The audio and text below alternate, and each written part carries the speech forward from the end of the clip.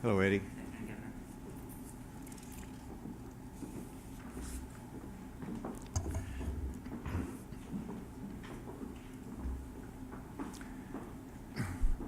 I know that I issued the proclamation yesterday, but I wanted to draw attention to the tragic deaths of two of our law enforcement personnel across Arkansas in a very short span of time, and also to recognize their incredible service. Early Monday morning, Sergeant Joshua Caudell of the Department of Corrections was fatally shot while assisting local law enforcement. He was 29 years of age and a married father of three. The Pulaski County Sheriff's Office has named a certain individual as the suspect in the shooting, and he has been taken into custody.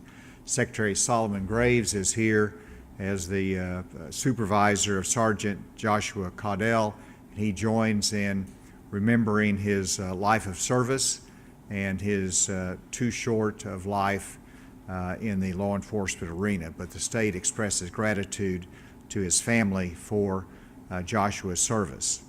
And then we also last weekend had West Memphis firefighter Jason Lang who died on February 26th along the interstate.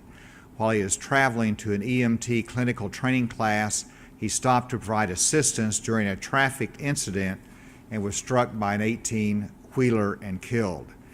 So two young individuals serving the state and public safety have died under those circumstances. For that reason, yesterday I ordered the flags lowered to half-mast across the state of Arkansas in the honor of both Sergeant Caudell and firefighter Jason Lang.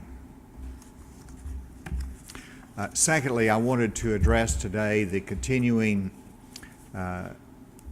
storyline that everyone is following across the globe, and that is Russia's invasion of Ukraine. And I just wanted to update on some of the actions that I have taken as governor, just to assure that we're doing what we can to honor the sanctions imposed by the international community against Russia. I first have been working with our Alcoholic Beverage Control Division to assure that our distributors are no longer acquiring Russian alcoholic beverages. And so our distributors have reached an agreement that I support, in which they've agreed not to acquire any additional Russian-based alcohol. And so we're joining that ban, in essence, through that cooperative agreement with our distributors. Secondly, as I've noted before, but I wanted to remind everyone that we're in a season of 3 days of prayer for the people of Ukraine. There's probably not a more important moment than now and tomorrow to continue in prayer for them, their safety, protection, and that they will have an increased support among our allies. As part of the efforts from the state, I ask our public employees retirement system and the teachers retirement fund to look at all the investments that have been placed of their fiduciary funds and whether there's any Russian assets that we have invested in. The answer is there are no direct investments in Russian assets, and so I wanted to provide that confidence that those investment funds controlled by independently, but by fiduciaries, they are watching that, and there's no direct investments in those Russian funds. There's also been some concern about what happens in the event of a cyber attack. And so I've asked DIS, and they will be sending out an alert to state employees, but also to our county and city government partners, just urging them to take some preventive measures, some extra precaution in handling emails and communications so that they don't unwittingly step into a cyber attack that has been engaged by Russia. And so that's a reminder that will be coming out as well. And so with those brief announcements, I wanted to cover something that I hope will be the storyline of the day, which is a reading initiative that our Department of Human Services has led in cooperation with the Department of Education. And I have with me Keisa Smith, the Deputy Secretary of the Department of Human Services, but also Tanya Williams, the Director of Childhood Education. And they have an initiative that I'm pleased to announce today.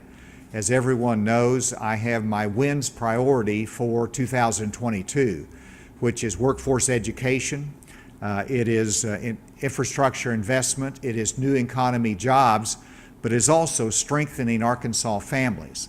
And as part of the effort to strengthen Arkansas families, I reflect back on my time as a parent of young children. And one of the joys I had was reading to them before they started to school. And I think it helped them, and it was a time of bonding between a parent and a child.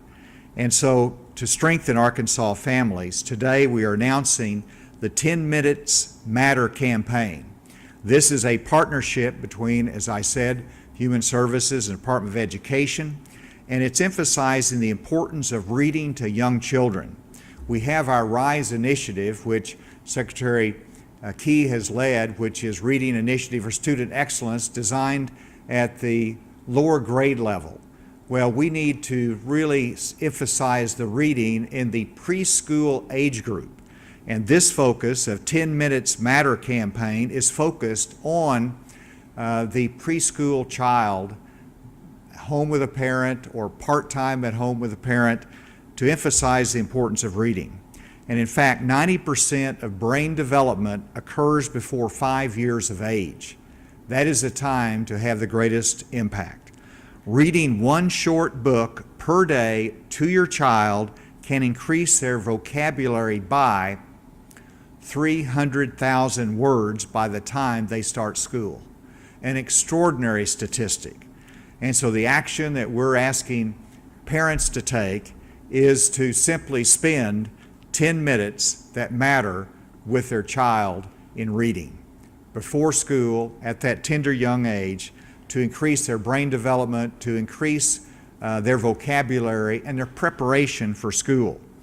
It obviously should be age-appropriate reading, but we'll be providing tools, not only a marketing campaign, but we'll be providing toolkits for child care centers, schools, pediatricians' offices, and anyone willing to promote reading to that particular young age group.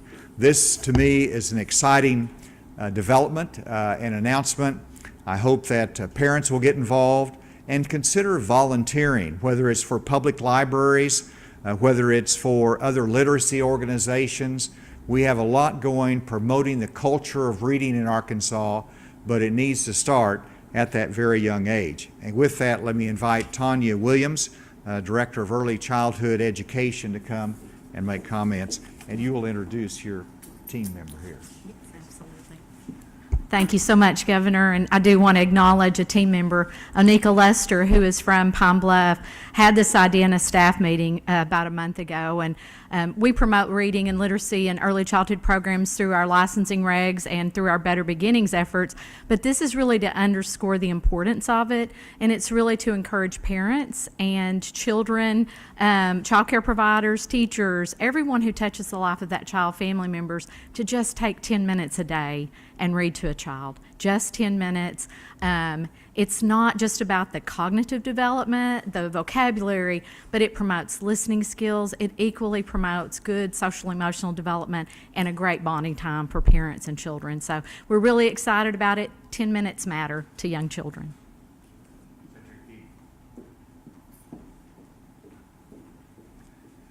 Well, thank you, Governor, and to Director Williams. I say thank you for this initiative, and to the team at DHS and the Division of Child Care and Early Childhood Education. This initiative fits hand in glove with the RISE initiative. We have known now for the last several years, and studies continue to show, that many of our students come to school with certain deficits, and as the Governor mentioned, this 10-minute initiative can help fill that gap and close that gap, so that we see better prepared students when they do come into our ABC programs and into our kindergartens. So we are very happy to work with DHS on this initiative. The toolkits are very exciting. They link you to resources from the Arkansas State Library. They link you to where you could sign up for the Dolly Parton Imagination Library, which is free for students or for children 0 to 5 years old. So if you've not signed up for that, all those links are available through this DHS website. So we are very excited to spread the word about this so that we can develop a strong culture of reading throughout the state of Arkansas. That's terrific. Let's all think about the 10 minutes that matter. And finally, before I turn it over for questions, in terms of COVID, the numbers continue to look good. They continue to be on the decline. I do not have any additional data at this point. I hope that you'll go to the Department of Health website to make sure you have the most recent information. I did have a call with the White House today, and they indicated that the 100% reimbursement by FEMA toward our COVID expenses will continue through July, and then it will be phased down.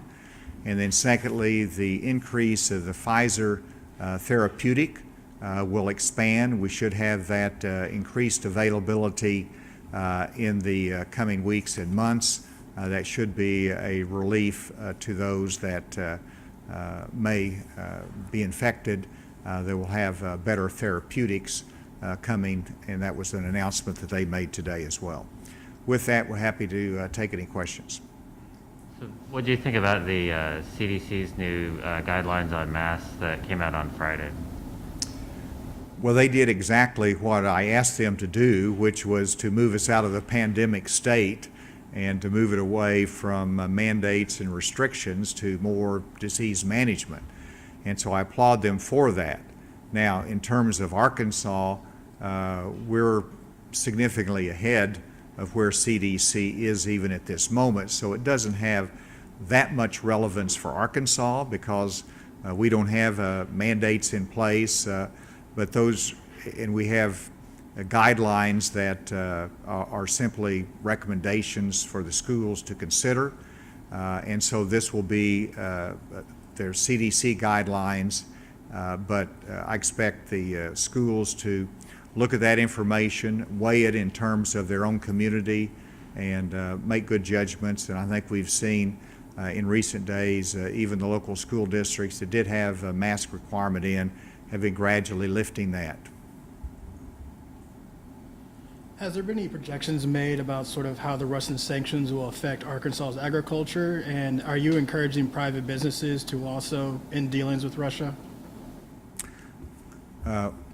Well, I mean, I've encouraged private businesses to look at that relationship and think about the sanctions that have been imposed internationally.